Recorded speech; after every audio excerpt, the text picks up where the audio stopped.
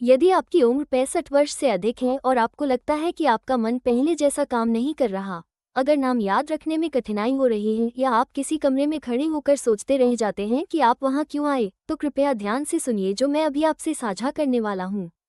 आज जो बातें मैं बताऊंगा वे उस मानसिक स्पष्टता को वापस लाने में मदद कर सकती हैं जिसकी आपको कमी महसूस हो रही है।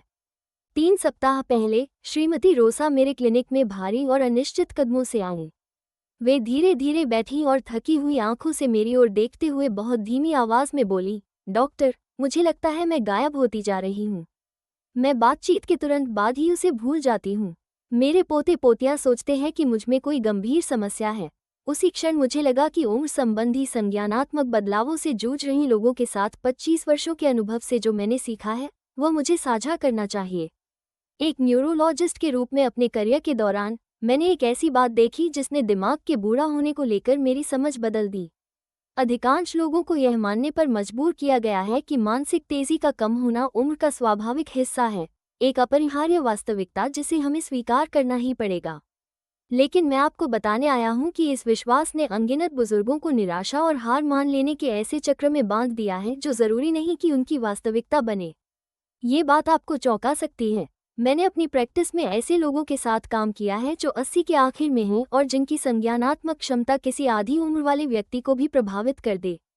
जिन लोगों का दिमाग तेज बना रहता है और जो संघर्ष करते हैं, उनके बीच का फर्क हमेशा जेनेटिक्स या किस्मत नहीं होता। अक्सर बात इस समझ पर आ टिकती है कि दिमाग को घर पर आराम से बैठकर किए जा सकने वाले विशेष और कोमल अभ्यासों से सही तरह कैसे सक्रिय किया जाए। जब श्रीमती रोसा ने बताया कि वे पहले से पौष्टिक भोजन खा रही हैं, पहेली पुस्तकें हल करती हैं और रोजाना विटामिन लेती हैं, तो मैं उनकी हताशा समझ सकता था। ये सभी अच्छी आदतें हैं, लेकिन कभी कभी उम्रदराज मस्तिष्क को कुछ अलग चाहिए होता है। उसे अधिक जानकारी से लादने के बजाय अक्सर उसे पुनर्सक्रियण की जरूरत होती है, ऐसा तरीका जो वर्षों में निष्क्रिय हो चुकी न्यूरल पाथवे को फिर से जगा दे। हमारे समुदाय के श्री अलेजांद्रो की कहानी साझा करता हूँ। जब मैंने उन्हें सिर्फ 1 महीने तक विशेष अभ्यास करने के बाद उनकी संज्ञानात्मक आकलन रिपोर्ट दिखाई, तो वे आश्चर्य से कागजों को देखते रह गए। उनकी स्मृति अंक सुधार चुके थे और प्रोसेसिंग स्पीड भी तेज हो गई थी। उन्हें सबसे ज्यादा ये जानकर हैरत हुई कि कुंजी किसी जटिल मानसिक कसरत में नहीं, बल्कि सरल शारीरिक गतियों और मस्तिष्क के कार्य के गहरे संबंध को समझने में थी। कुछ खास शरीर गतियों और संज्ञानात्मक सक्रियता के बीच एक उल्लेखनीय रिश्ता है, विशेषकर सेरिबेलम नामक मस्तिष्क क्षेत्र से जुड़ा हुआ। अधिकांश लोग सोचते हैं कि सेरिबेलम सिर्फ संतुलन और शारीरिक समन्वय नियंत्रित करता है, लेकिन नवीनतम शोध बताता है कि ये स्मृति निर्माण, ध्यान नियमन और सूचना प्रोसेसिंग में भी महत्वपूर्ण भूमिका निभाता है। जब हम विशिष्ट गतियों में संलग्न होते हैं, तो हम वास्तव में उन न्यूरल नेटवर्क को उत्तेजित कर रहे होते हैं जो समग्र मस्तिष्क स्वास्थ्य का सहारा बनते हैं।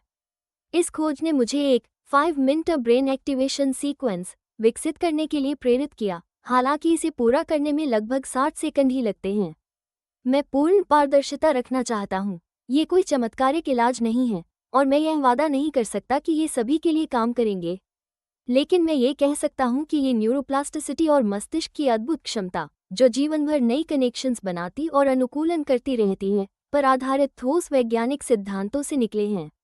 आगे बढ़ने से पहले एक महत्वपूर्ण बात पर जोर देना जरूरी है। यदि आपको गंभीर याददाश्त की समस्या, भ्रम या अन्य चिंताजनक संज्ञानात्मक लक्षण हो रहे हैं, तो कृपया तुरंत किसी योग्य स्वास्थ्य सेवा प्रदाता से सलाह लें। आज जो मैं साझा कर रहा हूँ वो सामान्य कल्याण अभ्यास हैं जो मस्तिष्क स्वास्थ्य का समर्थन कर सकते हैं, लेकिन जरूरत पड़ने पर उचित चिकित्सकीय जांच और इलाज का विकल्प कभी नहीं है। अब आप सोच सकते हैं कि साधारण शारीरिक गतियां आपकी सोचने की क्षमता को कैसे प्रभावित कर सकती हैं। इसका उत्तर उन जटिल न्यूरल कनेक्शंस में छिपा है जो हमारे दिमाग को शरीर के हर हिस्से से जोड़ते हैं। जब हम सचेत रूप से विशिष्ट गतियां करते हैं, तो हम इन नेटवर्क को ऐसे तरीकों से सक्रिय करते हैं जो शोध के अनुसार बेहतर संज्ञानात्मक कार्यप्रणाली को बढ़ावा दे सकते हैं। जब मैंने यह अवधारणा पहली बार समझाई, तो श्रीमती रोसा सशंकित थी। डॉक्टर, ये सच होने के लिए बहुत आसान लगता है, उन्होंने कहा। लेकिन वे कोशिश करने को तैयार थी, क्योंकि उनके शब्दों में, मैंने बाकी सब कुछ आजमा लिया है, तो ये क्यों नहीं। 2 हफ्ते बाद उनके बेटे ने उत्साह भरी आवाज में मुझे फोन किया, डॉक्टर, माँ अलग लग रही हैं। वे हमारी बातचीत बेहतर तरीके से फॉलो कर रही हैं और बिना किसी रिमाइंडर के मेरी पत्नी का जन्मदिन भी याद रखा। संज्ञानात्मक बदलाव कैसे विकसित होते हैं, ये समझना उतना ही जरूरी है ताकि आप समझ सकें कि ये अभ्यास क्यों मदद कर सकते हैं। मानसिक गिरावट शायद ही कभी अचानक स्पष्ट चेतावनियों के साथ होती है। यह आमतौर पर धीरे धीरे शुरू होती है, ऐसे छोटे संकेतों से जिन्हें हम सामान्य बुढ़ापा मानकर नज़रअंदाज कर देते हैं। आप नोटिस कर सकते हैं कि बोलते समय कुछ शब्द जैसे दूर छिप जाते हैं, शायद आप रसोई में जाते हैं और भूल जाते हैं कि आपको क्या करना था, या लंबी बातचीत के दौरान ट्रैक खो देते हैं, या महसूस करते हैं कि दिमाग पहले की तुलना में धीमा चल रहा है। कई लोग इन अनुभवों के लिए तनाव, खराब नींद या दिमाग पर बहुत बोझ को जिम्मेदार ठहराते हैं। ये कारक निश्चित रूप से प्रभाव डालते हैं, लेकिन कभी कभी हमारा दिमाग संकेत दे रहा होता है कि उसे अधिक लक्षित उत्तेजना चाहिए। मुझे कभी नहीं भूलता जब मैं श्री डिएगो के अपार्टमेंट गया। उन्होंने अपनी साफ सुथरी लिखावट से भरी एक छोटी नोटबुक दिखाई जिसमें हर भूलने की घटना दर्ज थी। देखिए डॉक्टर, वे उदास होकर बोले, कल मैं अपने पड़ोसी का नाम याद नहीं कर पाया, जो 15 साल से मेरा पड़ोसी है। आज किराने की दुकान में कहाँ गाड़ी पार्क की, ये भी भूल गया। मैंने श्री डिएगो को एक बात समझाई जिसने उनका नजरिया बदल दिया। आपका दिमाग आपका साथ छोड़ नहीं रहा, वो बस ऊर्जा बचत मोड में है, जैसे कंप्यूटर स्लीप में चला जाता है। हमें इसे सही तरह की उत्तेजना से जगाना होगा। समय के साथ, यदि उचित न्यूरल सक्रियण न मिले तो कुछ मस्तिष्क क्षेत्र कम सक्रिय हो सकते हैं। संज्ञानात्मक केंद्रों में रक्त परिसंचरण धीरे धीरे घट सकता है और जो न्यूरल पथ नियमित रूप से इस्तेमाल नहीं होते, वे कमजोर पड़ सकते हैं। अपने दिमाग की कल्पना एक चहल पहल वाले शहर की तरह करें जिसमें कई मोहल्ले हैं और उन्हें जोड़ने वाली मुख्य और सहायक सड़कें। समय के साथ, जिन रास्तों का नियमित उपयोग नहीं होता, वे गड्ढों से भर सकते हैं या घास झाड़ियों से ढक सकते हैं। अच्छी बात यह है कि जैसे नगर नियोजक इन मार्गों की मरम्मत कर उन्हें फिर खोल देते हैं, वैसे ही हमारा दिमाग भी लक्षित सक्रियण से लाभ पाता है, जो कनेक्शंस को बहाल और मजबूत कर सकता है। अब सीक्वेंस के पहले अभ्यास से परिचय कराता हूँ। ये सचेत पैर की उंगलियों और पैरों की गतियों पर केंद्रित है। सुनने में अजीब लग सकता है, पर इसके पीछे विज्ञान ठोस है। आपके पैरों में हजारों नाड़ियों के सिरे होते हैं जो सीधे दिमाग से संवाद करते हैं, खासतौर पर संतुलन, स्थान जागरूकता और मोटर समन्वय से जुड़े क्षेत्रों से। शोध दिखाता है कि सावधानीपूर्वक किए गए पैर अभ्यास उन न्यूरल सर्किट्स को सक्रिय कर सकते हैं जो समग्र संज्ञानात्मक कार्यप्रणाली में योगदान देते हैं।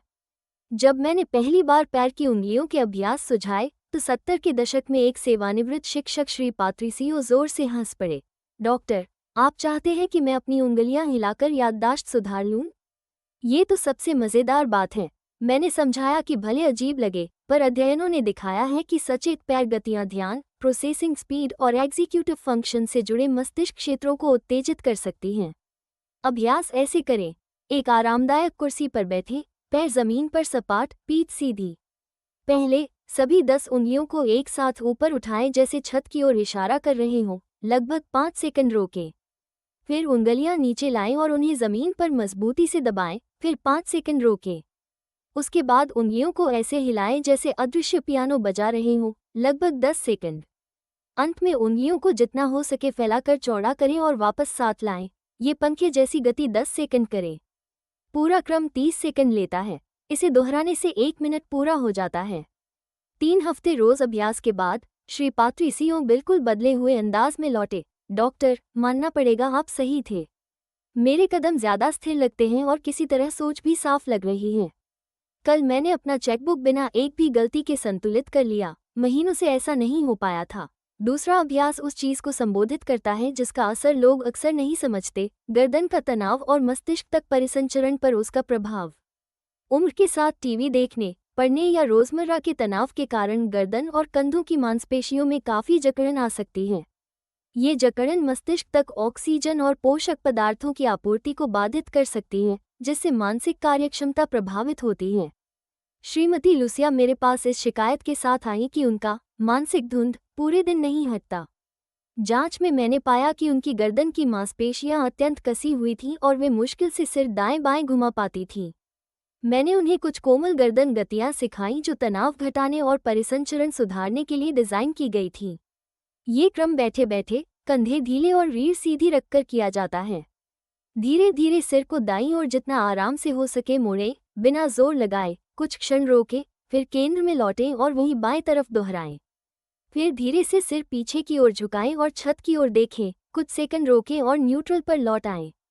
अंत में सिर आगे झुकाते हुए थोड़ी को आराम से छाती की ओर लाएं, हल्का स्ट्रेच महसूस करें। सावधानी से, बिना जल्दबाजी के करने पर यह क्रम लगभग 30 सेकंड लेता है। 3 हफ्ते बाद श्रीमती लुसिया ने उत्साहित होकर फोन किया, डॉक्टर, जैसे किसी ने सिर से बोझ उतार दिया हो। धुंध लगभग गायब है और मैं कहीं ज्यादा साफ सोच पा रही हूँ। मेरी बेटी ने भी नोटिस किया कि मैं तेजी से बोल रही हूँ और शब्द आसानी से मिल रहे हैं। तीसरा अभ्यास और भी चौंका सकता है। इसमें जीभ की विशिष्ट गतियाँ शामिल हैं जो भाषा प्रसंस्करण, वाचिक स्मृति और संज्ञानात्मक प्रवाह से जुड़े मस्तिष्क क्षेत्रों को सक्रिय करती हैं। जीभ में असाधारण संख्या में नाड़ी अंत होते हैं जो सीधे वाणी, समझ और शब्द स्मरण नियंत्रित करने वाले क्षेत्रों से जुड़े हैं। सचेत जीभ अभ्यास इन केंद्रों तक उच्च तीव्रता संकेत भेजते हैं। जब मैंने यह अवधारणा पूर्व अकाउंटेंट श्री सांतियागो को समझाई तो वे उलझन में दिखे, डॉक्टर, सच में मेरी जीभ मेरी याददाश्त में मदद करेगी? मैंने बताया कि जीभ उन मस्तिष्क क्षेत्रों तक जाने वाला न्यूरल सुपरहाईवे है जो भाषा और वाचिक प्रोसेसिंग नियंत्रित करते हैं और लक्षित जीभ गतियां इन क्षेत्रों को अधिक प्रभावी ढंग से सक्रिय कर सकती हैं। जीभ क्रम ऐसे करें, आराम से बैठें। पहले जीभ को जितना आराम से हो सके आगे निकालें, जैसे नाक की नोक छूने की कोशिश कर रहे हों, और थोड़ी देर रोकें। फिर जीभ को मुंह के दाएं किनारे से लगाएं, फिर बाएं किनारे से, हर स्थिति को पल भर रोकें। उसके बाद जीभ को तालू से मजबूती से दबाएं, कुछ सेकंड, फिर ढीला छोड़ें। ये दबाव और रिलीज पैटर्न दोहराएं। अंत में जीभ को मुंह के भीतर बड़े गोल चक्करों में घुमाएं, पहले घड़ी की दिशा, फिर विपरीत। पूरा क्रम लगभग 30 सेकंड लेता है। जो श्री सांतियागो बातचीत के दौरान उपयुक्त शब्द खोजने में अटक जाते थे और बीच वाक्य रुक जाते थे, उन्हें 2 हफ्तों में सुधार महसूस होने लगा। डॉक्टर, कल मैंने अपने पोते से उसके स्कूल प्रोजेक्ट पर पूरी बातचीत की। मुझे उसके सभी शिक्षकों के नाम याद रहे और मैंने अपने बचपन की विस्तार से कहानियां भी सुनाई। 1 साल से ऐसा नहीं हुआ था। चौथा अभ्यास कोमल कान उत्तेजना पर केंद्रित है। यह असामान्य लग सकता है, पर इसमें शामिल जटिल न्यूरल कनेक्शन समझने पर बात स्पष्ट हो जाती है। आपके कानों में वेस्टिब्युलर सिस्टम होता है, एक परिष्कृत नेटवर्क जो संतुलन, स्थान निर्देशन और सजगता के लिए जिम्मेदार है। ये सिस्टम जटिल तंत्रिकीय मार्गों से सीधे ब्रेनस्टेम से जुड़ता है जो संज्ञानात्मक कार्य पर प्रभाव डालते हैं। श्रीमती तेरेसा लगातार चक्कर की समस्या लेकर आईं, जिससे चलना खतरनाक हो गया था। वे 2 बार गिर भी चुकी थीं और परिवार उन्हें अकेले कहीं जाने नहीं देता था। मैंने समझाया कि कोमल कान मालिश वेस्टिब्युलर सिस्टम को उत्तेजित कर सकती है और संतुलन के साथ मानसिक स्पष्टता भी सुधार सकती है। कान उत्तेजना का अभ्यास सरल लेकिन प्रभावशाली है। आराम से बैठें, दोनों हाथों से अपने कानों को हल्के से पकड़ें। पहले उन्हें बहुत धीरे धीरे ऊपर की ओर खींचें, जैसे सिर की चोटी की ओर स्ट्रेच कर रहे हों, कुछ सेकंड रोकें। फिर उन्हें धीरे से बगल की ओर, सिर से दूर खींचें, ठहरें। इसके बाद उन्हें बहुत हल्के से नीचे, कंधों की दिशा में खींचें। अंत में उंगलियों से छोटे छोटे गोल घुमावों में कानों की मालिश करें, जैसे उनकी परिधि पर नन्हे चक्र बना रहे हों। पूरा क्रम लगभग 30 सेकंड में हो जाता है। 1 महीने तक नियमित अभ्यास के बाद श्रीमती तेरेसा महीनों में पहली बार बिना सहारे मेरे क्लिनिक में चली। डॉक्टर, चक्कर में बहुत सुधार है। मैं फिर से अपने आप बाजार तक जा लेती हूँ और सोच भी कहीं ज्यादा तेज लगती है। मेरा परिवार इस बदलाव पर यकीन नहीं कर पा रहा।